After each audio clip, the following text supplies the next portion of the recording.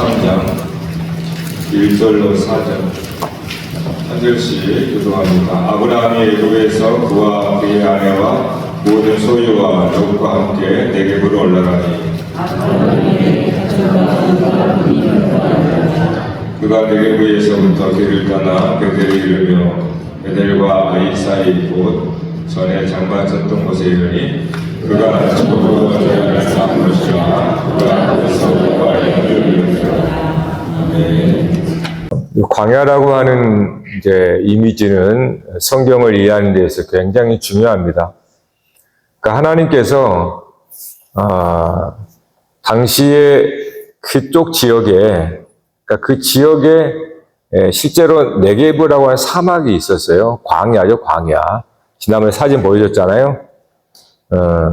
그런 광야라고 하는 하나의 이미지 안에 하나님께서 구원의 메시지를 넣어준 겁니다. 그래서 우리는 성경에 보면은 여러 가지 어떤 이미지들이 이렇게 나와요. 그런 이미지들 속에는 하나님께서 하나님의 구원의 뜻을 거기다 상징적으로 넣어준 겁니다. 그래서 그것들을 우리가 하나님의 말씀에서 발견해 나가는 거거든요. 그래서 지난번에 아브라함이 애굽으로 내려간 것을 남방의 광야를 지나서 내려갔다가 다시 광야로 올라왔다 그랬단 말이에요. 그러니까 광야라고 하는 것이 무엇인가를 이제 밝혀줬죠. 우리가 광야 하면 뭐 그냥 알잖아요. 척박하고 풀한폭이 나지 않고 그냥 마른 땅. 광야라고 하는 것은 말 그대로 마른 땅이에요, 마른 땅. 원어 뜻 자체가 그렇습니다. 마른 땅이란 말이에요. 그러니까 광야라고 그러고, 때로는 이제 사막이라고 그럴 수 있겠죠. 마른 땅이니까. 그래서 아브라함이 광야를 통해서 배우게 한 것이 있었고요. 그것이 무엇인가에 대해서 지난 시간에 우리가 결국 광야는 시험하는 곳이다. 광야는 시험하는 곳이에요. 마른 땅이라고 하는 것은 물이 없다는 뜻이거든요. 예수님께서 그 제자들에게 그런 비유를 말씀했어요. 마귀가 집을 나가서 물 없는 곳, 그렇죠? 물 없는 곳을 다니다가 다시 집으로 돌아온다 그러잖아요. 그러니까 광야는 물이 없는 곳이에요. 마른 땅. 그래서 그 시험이라고 그래요. 왜냐하면 목마르고 줄이고 그런 상황이니까 이게 굉장히 어렵잖아요. 시련이란 말이에요. 이걸 시험이라고 그래요. 근데 이 시험이 무엇인지 우리가 예수님께서 광야에서 시험을 받으신 것을 통해서 그 시험의 궁극적인 목적이 무엇인지를 우리는 지난 시간에 들었어요. 그래도 우리는 많이 듣고 자랐어요. 그러니까 시험이 모르는 사람은 없어요. 다 시험 들었다 그러고, 당연히 시험 들었다 그러거든요. 물론 그 시험은 부정적으로 얘기죠. 그래서 시험 들었다는 것을 굉장히, 좋지 않게 여긴단 말이에요. 그러니까 시험 들었다. 우리가 세상에 우리 학생들 시험 본다 그러죠. 물론 그 테스트와 조금 다르겠지만, 그러나 목적이 똑같습니다. 테스트, 우리 자녀들이 시험 시간 되면 막 스트레스 받죠. 스트레스 받습니다. 그 시험이라고 하는 거는 사실 그 표면만 보니까 시험이라고 하는 어떤 무게감 때문에 스트레스 받아요. 힘들어. 그러니까 우리가 시험 들었다 이렇게 하면 시험이 뭔지는 다 안단 말이에요. 그러니까 시험이 뭔지는 아는데 근데 시험의 궁극적인 목적을 몰라요. 그러니까 무슨 말인가 하면 선생님이 시험 문제를 냈어. 근데 시험 문제를 낸 이 저자의 의도를 모르는 거예요. 그러니까 시험 문제를 해석이 안 되는 거죠. 자, 무슨 말인가 하면 시험을 보는 것은 궁극적인 목적이 뭐라고 그랬습니까? 지난 시간에 예수님을 통하여서 네가 하나님의 아들이라면 하나님의 자녀란 신분에 대한 시험이거든요.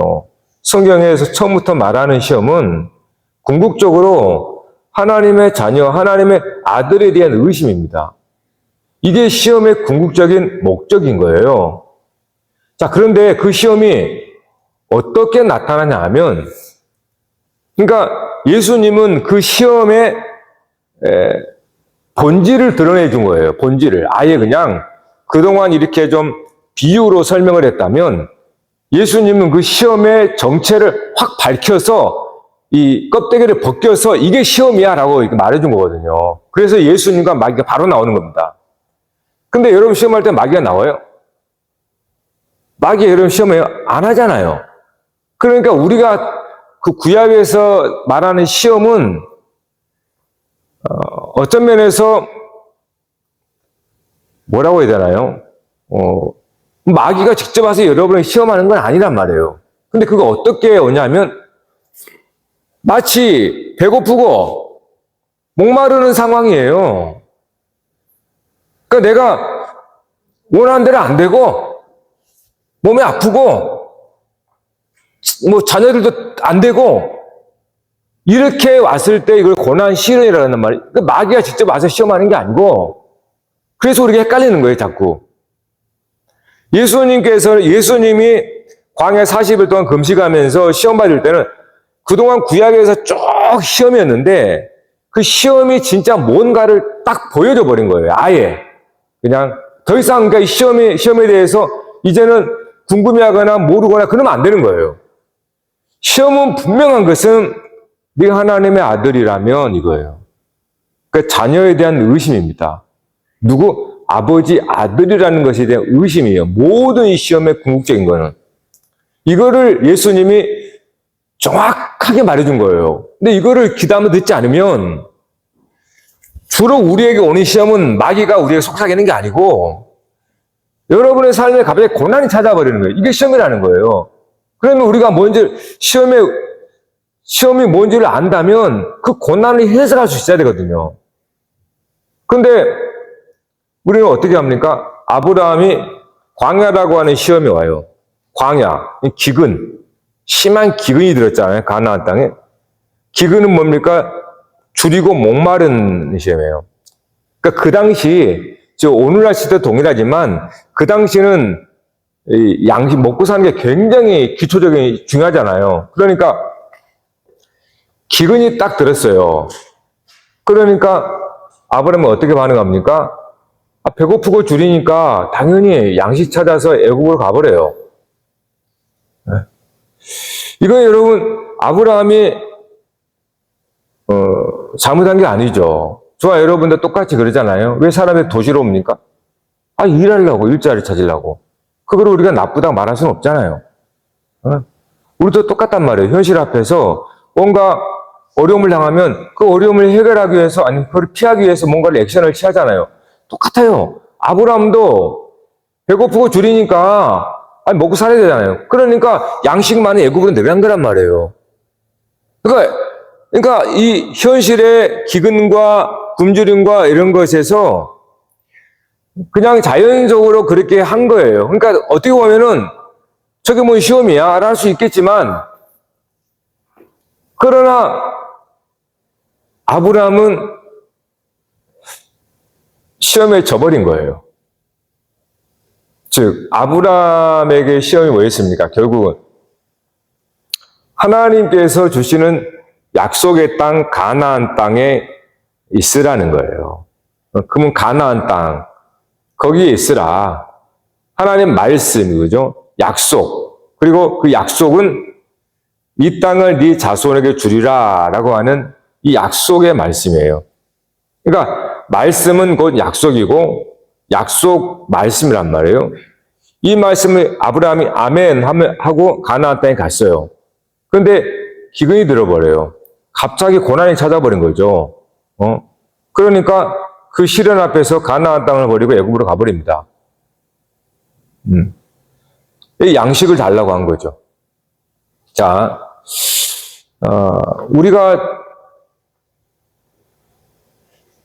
여러분이 살면서 시험 당하죠. 그런 시험을 다 뭐라고 그럽니까? 이와 비슷해요. 물질이 없으면 물질 때문에 시험 들고, 또 직장이 없으면 직장을 때문에 시험 들고, 또 뭐 있습니까? 여러분 지금 뭐 자녀들은 좋은 대학 떨어지면 시험 들고, 또 뭐 그러니까 여러분 사는 거 이거 다 시험이잖아요. 그럼 이런 시험이 이제 그 사람에게는 상대적으로 고난으로 찾아온단 말이에요. 이게 마치 영적인 기근인 것 같아요. 마치 우리가 풍성한 만족함이나 부유함 그런 보다도 뭔가 좀 내 뜻대로 안 되고 또 세상에서 바라보는 그런 뭔가를 원하는 것도 안 된단 말이에요. 그걸 시련이라고 그래요. 그걸 시험 당했다 그랬단 말이에요. 자, 그래서 우리는 그 시험을 당할 때 주로 어떻게 합니까? 당연히 아브라함처럼 행동해요. 예를 들어서 굶주린 시험이 왔어. 그러면 당연히 양식을 찾아가는 거죠. 그러니까 뭔가 물질이 뭐 궁핍해. 시험이 왔어요. 그럼 어떻게 합니까? 물질을 더 달라고 하겠죠. 하나님 앞에. 물질의 시험이라고 생각하는 겁니다. 또 자식이 아파. 그러면 그 시험이라고 하겠죠. 그럼 어떻게 합니까? 낫게 해주세요. 이렇게 말하겠죠. 또 뭐 있을까요? 여러분 삶에 어려움은 다 그거 똑같았단 말이에요. 그러니까 아브라함은 일면을 보여주는 게 아니라 우리 모든 사람들의 모습을 보여주고 있는 거예요. 아브라함은 우리가 그렇게 살아왔으니까.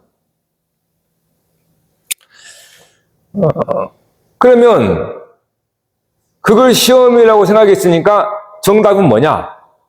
배가 고프고 줄인 것이 시험이니까 양식을 얻는 것이 정답이라고 보는 거예요. 또 내가 아프니까 치료받은 것이 정답이라고 생각하는 거예요. 내가 좋은 대학 떨어져서 시험 당했으니까 대학 붙는 게 그러면 정답이라고 생각하는 거죠. 그렇죠? 또 뭐 있습니까? 여러분이 뭐 배우자를 얻는 게 응답이다 생각하겠죠. 네.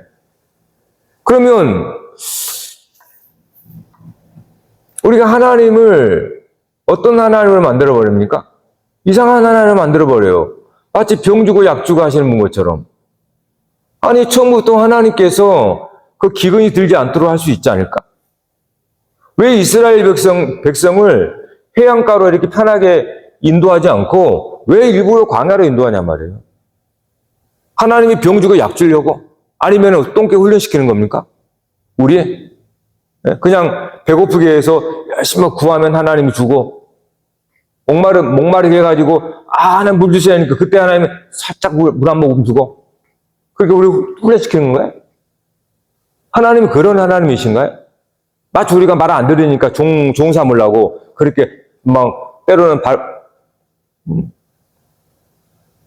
다른 무대에 뿌렸다가 하나님께 잘못했습니다 구하면 고쳐주고.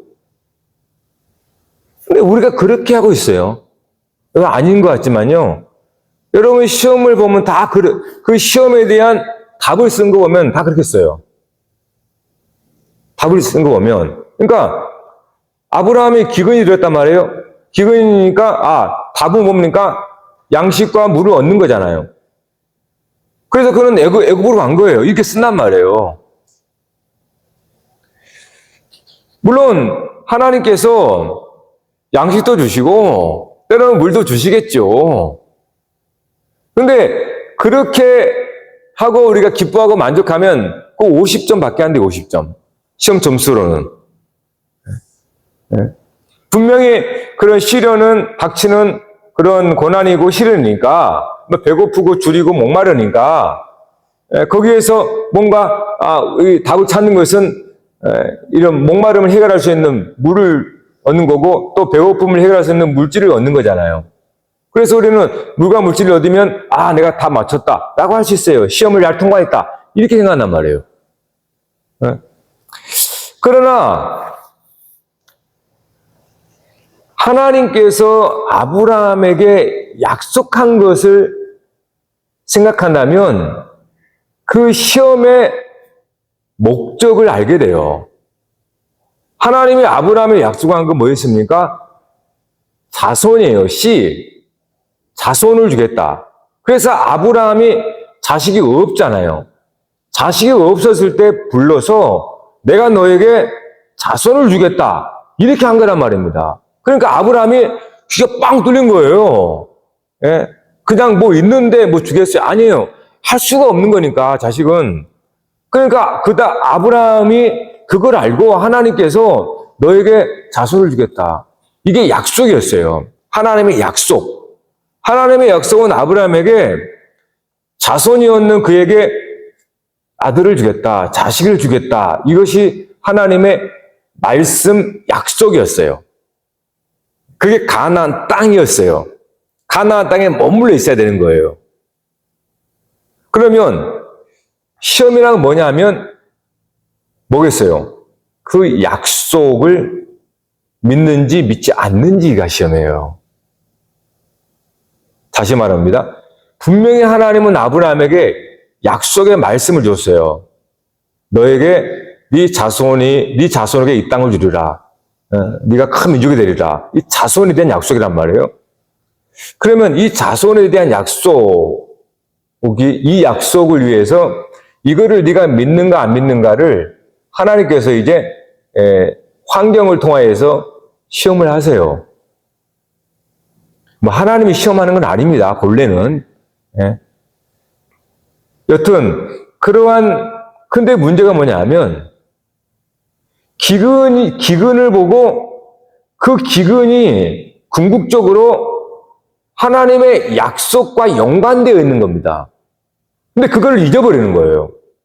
그냥 약속은 약속이고 배고픈 건 배고프고 목마른 건 목마르고 이렇게 생각해버리는 거예요. 그러니까 하나님의 시험의 의도를 깨닫지를 못하는 거예요. 시험지의 문제를 정확히 모르니까 답도 엉뚱한 거 써놓은 겁니다. 그러니까 아브라함에게 배고프고 줄이게 하는 것은 뭐였습니까? 그거는 내가 너에게 주신 약속의 말씀, 네가 믿느냐 안 믿느냐, 이 자손에 대한 시험이었어요. 그런데 아브라함은 그 자손에 대한 시험을 깡그리 잊어버리고 당장 내가 지금 배고프고 목마르니까 이걸 찾아 가버리는 거예요. 그래서 이걸 얻으면 답을 얻었다 이렇게 생각하는 거예요. 그러니까 우리가 왜 우리에게 때로는 직장에서 잘렸어요. 이 시련이 왔단 말이에요. 이 시련이 뭐냐 이 말이에요. 그러면 직장을 다시 구하면 그러면 시련이 지나가는 건가요? 시험에 답을 잘 단 거예요? 목이 말라, 목마라. 그러면 이 목마름을 해소하던 물을 찾았어. 그러면 여러분 시험을 잘 본 거예요? 자식의 문제가 생겼어. 그럼 자식의 문제 해결된 게 시험을 다 통과한 거예요? 우리의 대부분은 그렇게 생각합니다. 그러니까 하나님을 오해하는 거예요. 마치 하나님은 우리가 진짜 병 주고 약 주고 하는 것처럼 그렇게 하나님을 우리를 만들어 버리는 거예요.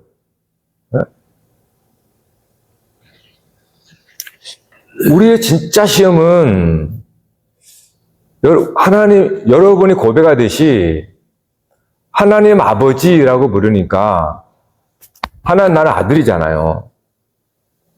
네가 하나님의 자녀냐? 이거 시험이에요. 약속. 하나님은 너에게 약속, 자손을 주겠다. 자손이 되겠다 이 말이에요. 그러니까 그것이 우리에게 직접적으로 오는 게 아니고 모든 환경을 통하여서 그렇게 오는 거예요. 근데 그게 시험인지를 깨닫지를 못하면, 그러니까 숱한 고난과 시련을 당하지만 진짜 하나님이 원하는 답을 쓴 사람이 없는 거예요.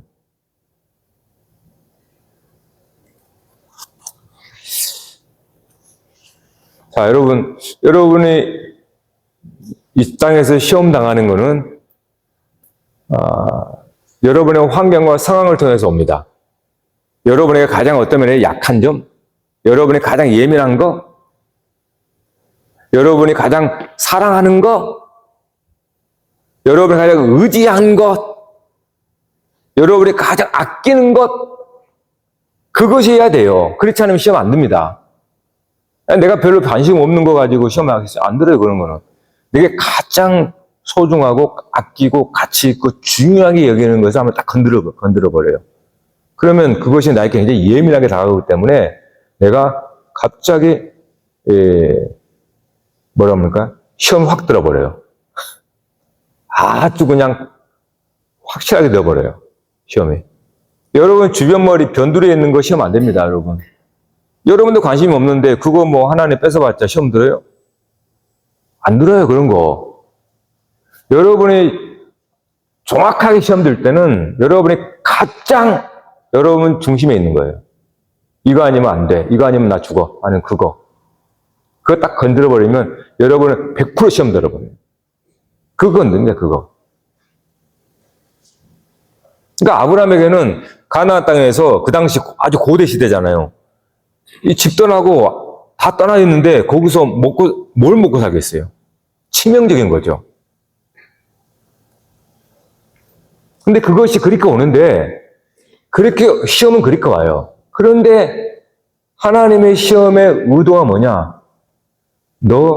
내가 너의 아버지 맞아?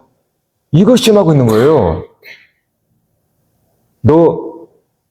너는 나를 하나님이라 부르고 나는 너를 내 백성, 너는 내 아들이라 부르는데 이거 시험하고 있는 거예요. 사실은 이러한 시험을 내가 속한 주변의 환경, 상황을 통해서 이렇게 오는 거예요. 근데 우리는 그걸 잊어버린단 말이에요. 우리는 당연히 하나님의 자녀죠 라고 생각해요. 하나님의 자녀죠 라고 생각을 해요. 그러니까 아버지 앞에 구하는 거 아니에요 라고 생각하죠.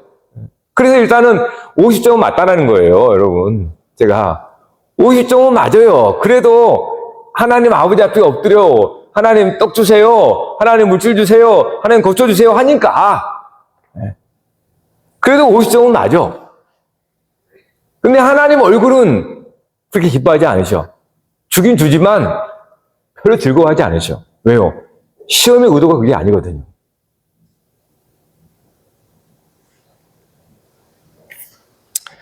여러분, 하나님은 우리 세상에서, 광야 같은 세상에서 문제를 주고 그 문제를 해결할 수 있는 능력을 요구하는 게 아닙니다.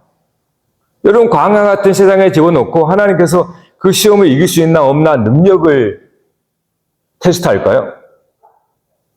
그게 아니고 하나님은 아브라함에게 기근을 주었을 때는 그가 기근을 해결할 능력이 있냐 없냐 그거를 테스트하는 게 아니고 너 나 믿냐 안 믿냐 이거 테스트하는 거예요. 내가 말한 약속의 말씀 믿느냐 안 믿느냐 이걸 테스트하는 거예요. 신뢰를. 능력을 테스트하는 게 아니에요. 세상은 여러분들에게 능력을 요구하죠. 하나님은 그 능력을 요구하잖아요. 하나님 자체가 능력이니까. 그러면 우리는 믿느냐 이걸 믿는 거예요. 이걸 시험하는 거예요. 너 하나님의 아들 믿어? 맞아? 너 하나님의 딸 맞아? 하나님 네 아버지 맞아? 그 시험인 거예요. 근데 우리는 그런 시험이 직접적으로 오진 않죠. 그냥 내게 갖고 있는 가장 소중한 것을 딱 건드는 거예요. 잊어버렸어. 그걸 시험이라고 그래요. 사실 그걸 통해서 하나님은 그래도 너 나를 신뢰할 거야? 이거거든요. 시험이. 뭐 뺐다가 주는 게 아니고. 그러니까 우리가 시험의 문제를 정확하게 알지 못하면 엉뚱한 답 써놓고 막 좋아해요. 그래서 나중에는 50점밖에 안 되는 거예요.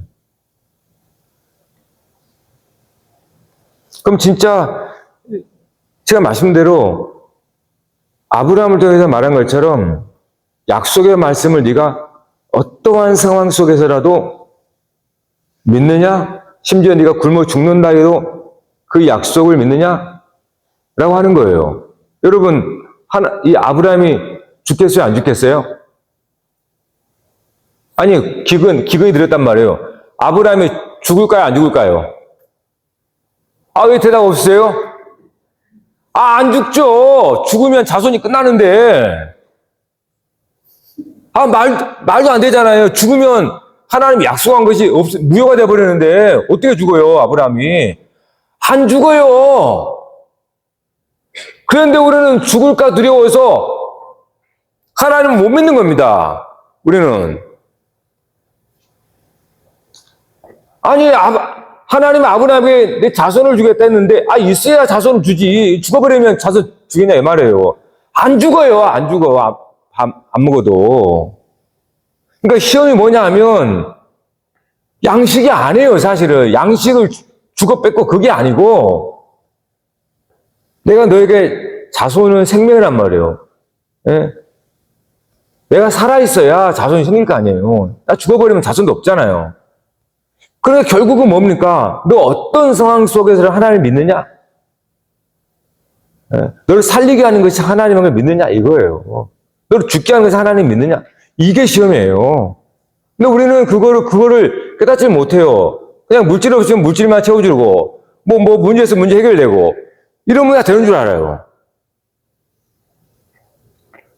그럼 광야가 뭔지를 신약에서 보십시다. 자, 요한계시록 12장 화면 봐보세요. 시작.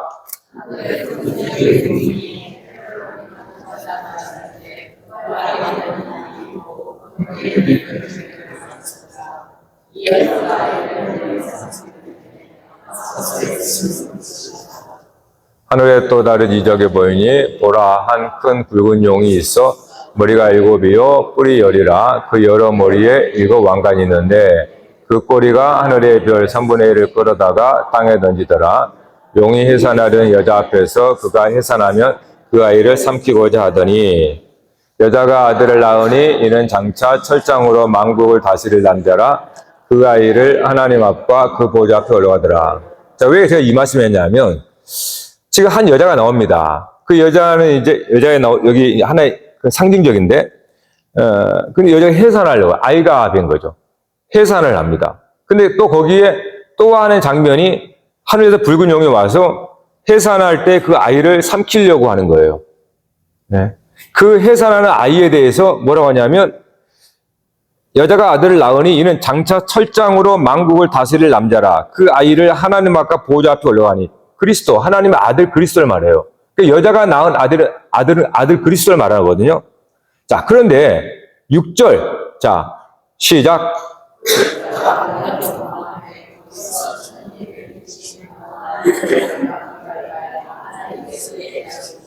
자, 이제 비로소 창세기부터 이어지는 광야가 뭔지가 나와요. 자, 여자가 광야로 도망한대요. 광야로. 요한계시록입니다. 그러니까 요한계시록은 기존에 있었던 어떠한 비유들의 실체를 보여주는 거예요. 광야로 나옵니다. 도망가죠. 그런데 그를 양육하기 위하여 하나님께서 예비하신 곳이라. 어디가? 광야가. 그러니까 광야는 어떤 곳이냐?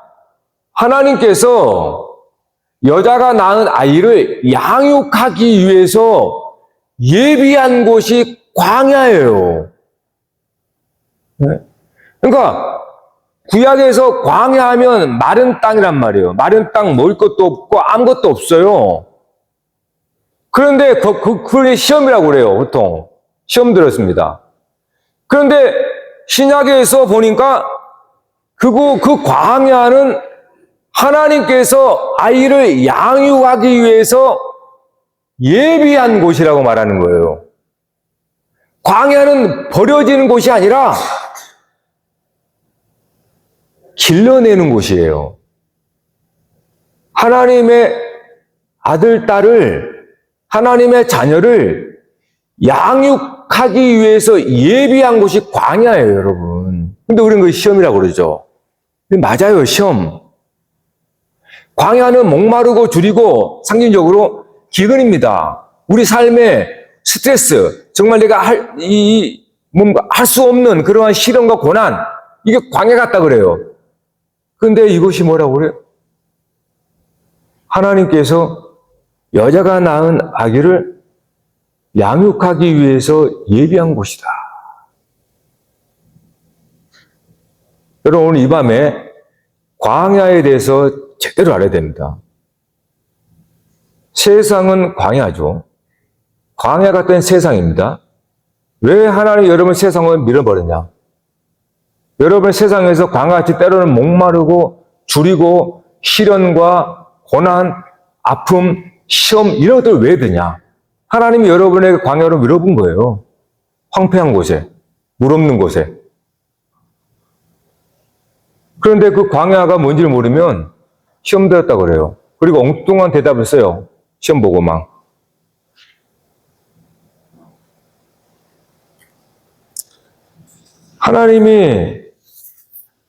세상은 하나님이 예비한 곳이에요. 세상은. 광야 같은 세상에서 하나님 우리를 보내놓고 하나님이 뒷짐지고 가만히 어떤 게 보는 게 아니고 하나님이 길러냅니다. 무엇으로? 말씀으로. 하나님 계속 여러분의 세상에서 시험을 당하잖아요. 말씀으로 계속 깨닫게 해주는 거예요. 그 시험이 뭔지. 여러분이 당한 고난과 시련을 통해서 하나님께서 무엇을 원하는지 말씀을 통해서 계속 가르쳐 주는 거예요. 그래서 말씀은 양식이에요. 말씀은 우유 같고, 말씀은 아이가 먹는 젖과 같아요. 그래서 우리가 말씀을 먹고 이 세상에서 자라나는 거예요. 무엇으로? 하나님의 아들로 자라는 거예요. 하나님의 자녀로 자라가는 거예요. 육신의 자녀가 아니고 하나님의 자녀로 자라가는 거예요. 중요한 것이 하나님의 자녀로 거듭났기 때문에 하나님의 거듭난 자녀로 자라가기 위해서 이 세상에 놓은 거란 말이에요. 하나님께서. 이 광야 같은 세상에.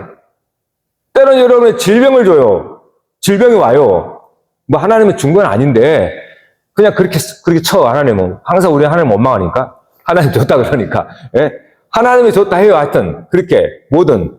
그렇게 주신 것은 우리 중에 어떤 부모가 자기 자식에게 아프라고 뭘 주겠습니까? 아무도 없잖아요. 예? 하나님께서 우리에게 주신 것이 우리 고생하라고 진짜 고생해봐라 그래 준 겁니까? 아니잖아요. 하나님의 자녀로 기르고 양육하여서 그리스도의 장성한 형상에 이르도록 하나님께서 이 세상의 광야 가운데 우리를 밀어놓은 거예요.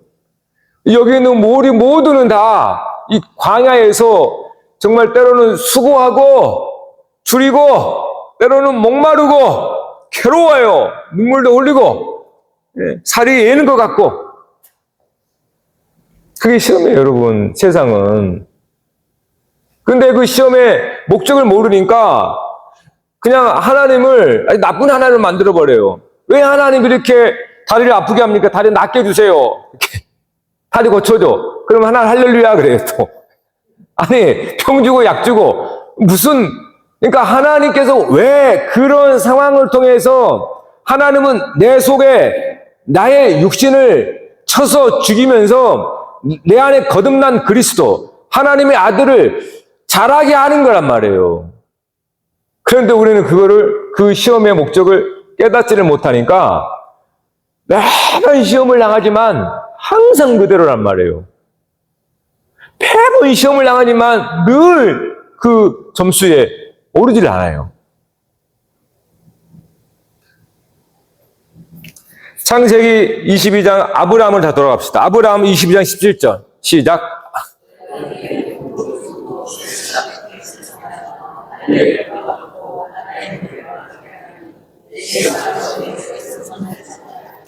자, 씨라는 것도 성경 전체를 관통합니다. 씨라는 것도 하나님께서 구원의 메시지가 있어요. 창세기 1장부터 나와요. 씨 맺는 열매 이렇게 나오잖아요. 씨는 본래 이거 창세기 12장에서는 너로 복을 주고 큰 민족이 되겠다라는 거예요. 근데 여기를 자손을 뭐라고 그래요? 자손을 씨로 바꾸는 거예요. 이거 비유라는 거예요. 씨가 비유로. 씨 뭔지 알잖아요, 다. 예?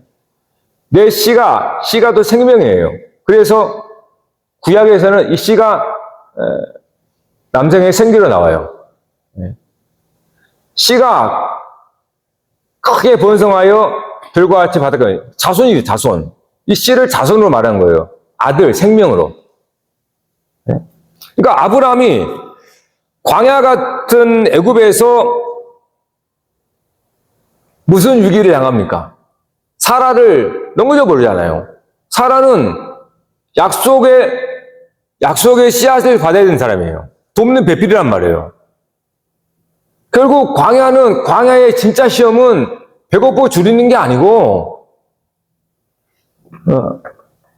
하나님의 아들, 딸이냐? 그래도 하나님의 아들, 딸이야? 그래도, 바로에게 가지 않고, 양식을 주는, 물질의 풍요함을 주는 애굽의 바로에게 절하지 않고, 그래도 하나님의 아들, 딸이야? 그래서 하나님이 하늘에 만나를 내려주시는 거예요. 그래서 하나님이 반석에서 물을 내주시는 거예요.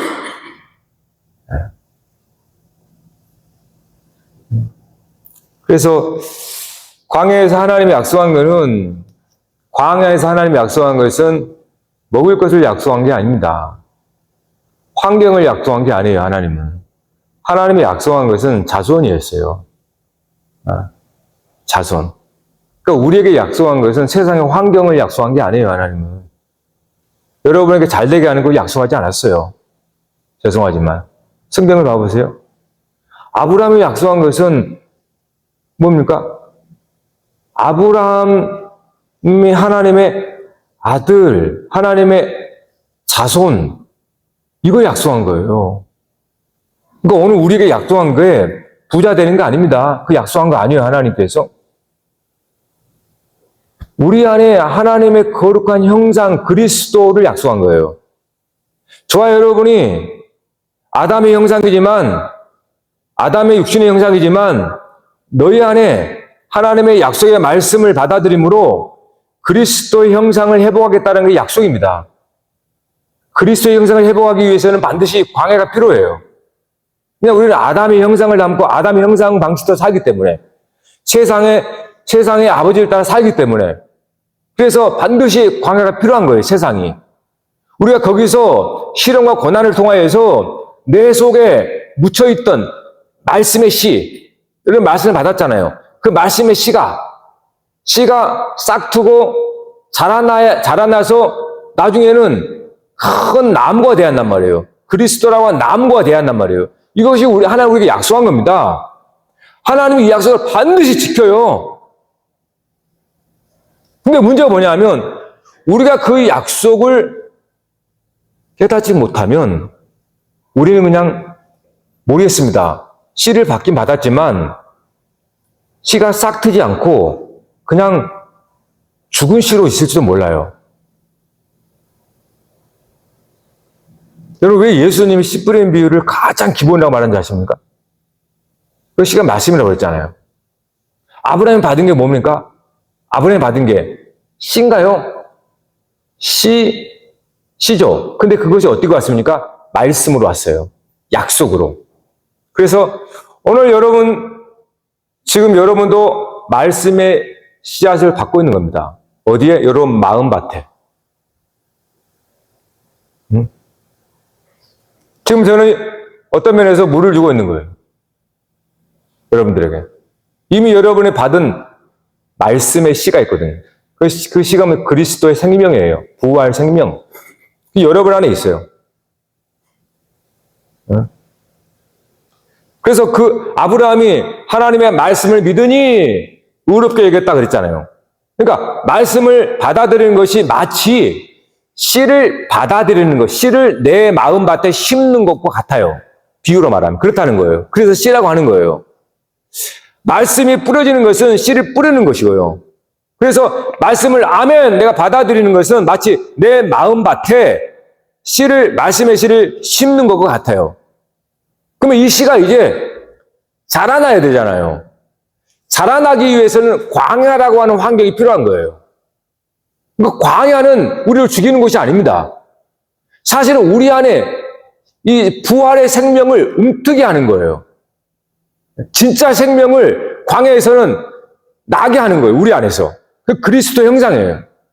그게 광야예요. 이 세상이에요. 여러분이 지금 당하고 있는, 여러분이 겪고 있는 인생이 그거예요. 우리 안에는 말씀의 씨가 있잖아요. 여러분 다 받았잖아요, 그거.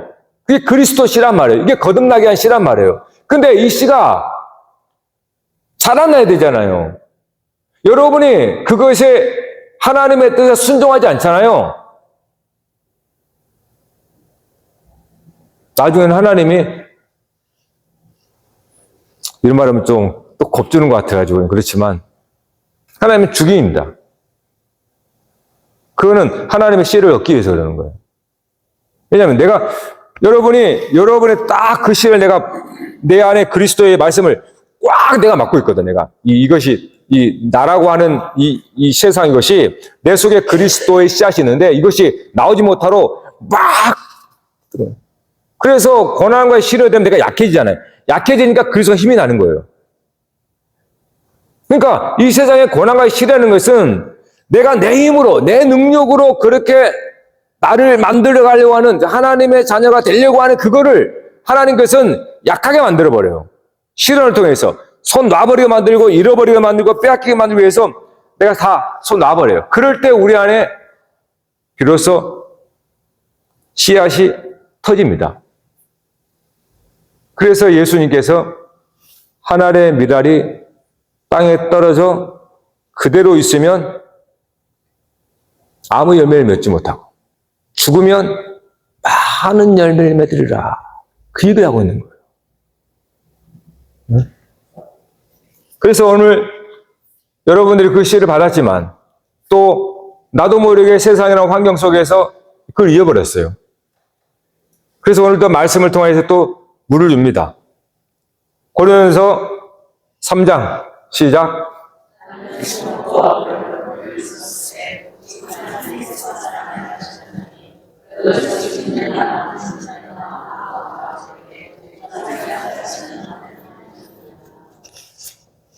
심는 이와 물주는 이는 한 가지나 각각 자기가 일한 대로 자기 상을 받으리라. 우리는 하나님의 동역자들이요 너희는 하나님의 밭이요 하나님의 집이니라. 너희는 하나님의 밭이요.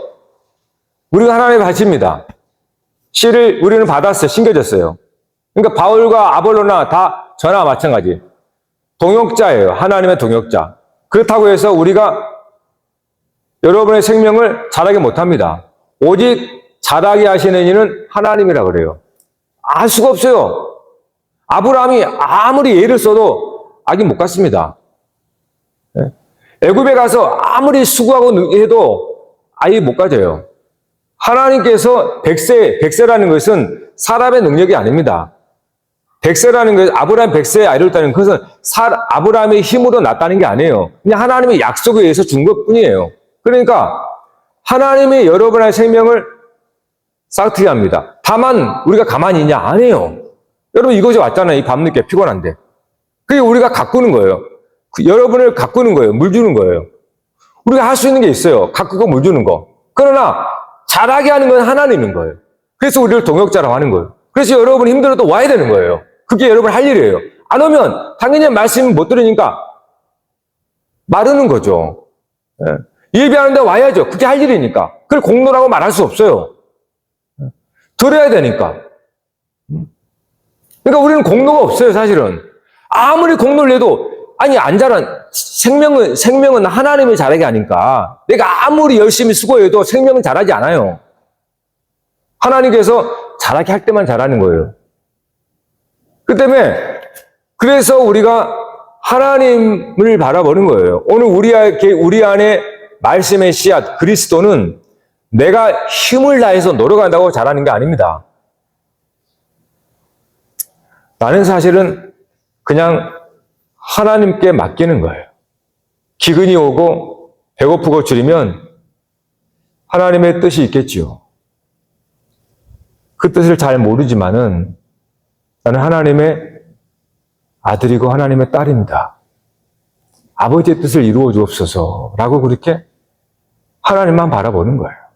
그게 우리가 할 일입니다. 그것이 여러분 자신을 가꾸는 거예요. 물 주는 겁니다. 네.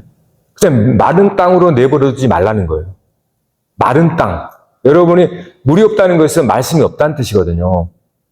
물이 없이 메마르면 마귀의 마당이야. 마귀가 활동하는 곳. 그게 광야란 말이에요. 네? 여러분, 진짜로 여러분이 하나님의 아들, 딸이라는 사실을 우리는 이미 알고 있습니다. 근데 문제는 뭐냐면 매 순간 여러분의 삶 속에 주어지는 속에서 하나님이 여러분을 길러내고 있다는 거예요. 그래서 하나님의 손길을 봐야 되고 농부이신 하나님이 우리 주변에 서성거리면서 계속 가지도 쳐주고 풀도 뽑아주고 때로는 생명의 호흡을 불어넣어주고 그게 아버지가 하시고 계시는 거예요. 그러니까 우리가 여러분 숨 막힐 때, 내 삶에 꽉꽉 막힐 때, 뭔가 얼음에서 꽉 막힐 때 그때가 하나님께서 여러분 가까이서 호흡을, 생명의 호흡을 이게 네 호흡을 하지 마라. 네 힘으로 살려고 하지 마라. 네 목숨을 꼴딱꼴딱 살려 하지 마라. 나한테 맡겨. 하나님의 생명의 호흡을 주겠다는 거예요. 생명의 능력을 주겠다. 그래서 하나님을 의지하면 그 일을 통해서 비로소 그 사람은 하나님을 더 알게 돼요. 한 단계 더 성숙합니다. 그래서 우리의 인생에는 필연적으로 고난이 있을 수밖에 없고 그 고난은 하나님 우리를 길러내기 위한 뭡니까? 그러한 거친 광야예요. 온실이 아닌 온실이. 우리 자녀, 우리 부모님들 조심해야 됩니다. 우리 자녀들 나처럼 고생 안 시키려고 막 온실 속에서 기르려고 그러죠. 나중에 어떻게 하라고요, 자녀들. 네? 거친 세상에 나가야 되는데 온실 속에서 막 보던 거 있으면 어떻게 이기라고요. 그러니까 다 줘버리고. 그러면 자녀들은 크지를 못합니다. 크지를 못해. 크지를 못하면 어떻게 세상에서 이겨요. 얼마나 거친 세상인데. 여러분 부모님들이 지혜롭게 해야 됩니다. 정말 속이 아파도 정말 힘들어요. 눈에 보면서도 가만히 있어야 되는. 이 아이가 깨닫기까지 기다려야 되거든요. 정말 힘들어요, 사실은. 내가 해주고 싶어도 못해요. 하면 안 돼요. 그러면 이 아이가 자라지 못하거든요. 넘어지는데 일어나야 되잖아요, 스스로. 근데 그거 얼른 가서 일으켜줘 버려. 그러면 세상이 진단 말이에요. 정말로 이 거친 세상을 이기게 만들려면 하나님의 자녀로서 광야 같은 곳에서 훈련시키는 겁니다. 하나님은 그 광야를 하나님 지으셨어요. 우리를 위해서. 하나님은 거기서 우리를 살리십니다. 죽이시지 않아요. 우리의 옛사람은 죽이지만 진짜 생명을 살립니다. 새 사람을. 그래서 만나를 먹은 사람, 반석에 물을 먹은 사람은 잘하는 거예요. 그것이 바로 만국을 철장으로 다스리는 하나님의 아들, 딸들이 이렇게 말하는 거예요. 여러분, 우리의 시험은 진짜 무엇인지 알아야 돼요. 그러면 여러분 지금까지 구한 게 50점밖에 안 됐다는 거예요. 진짜 100점짜리를 맞아야 됩니다. 진짜 하나님의 우리 인생을 이 땅에 밀어넣으신 이유가 뭔지를 알아야 돼요. 그 의도를 알면 여러분이 힘든 것에 대해서 좀 견딜 수 있습니다. 왜냐하면 그 힘듦이 나를 고생만 시키는 게 아니라 나를 연단시켜 정렬하게 만들거든요. 내 안에 그리스도 형상을 더 회복시키는 것으로 작용하니까 우리는 그걸 참을 수 있습니다. 인내할 수 있어요. 그래서 여러분 넉넉히 예수 믿는 사람들은 이 세상의 시련과 고난을 지나갈 수 있는 거예요. 할렐루야. 그래서 교회가 필요해요. 왜? 위로해야 되니까. 힘드니까. 서로 수고하고 무거운 짐을 지니까. 말씀을 듣고 힘을 받고 또 위로하고 교제를 하고 나눔을 하면서 우리는 그 안에서 자라가는 거예요. 찬양하십시다.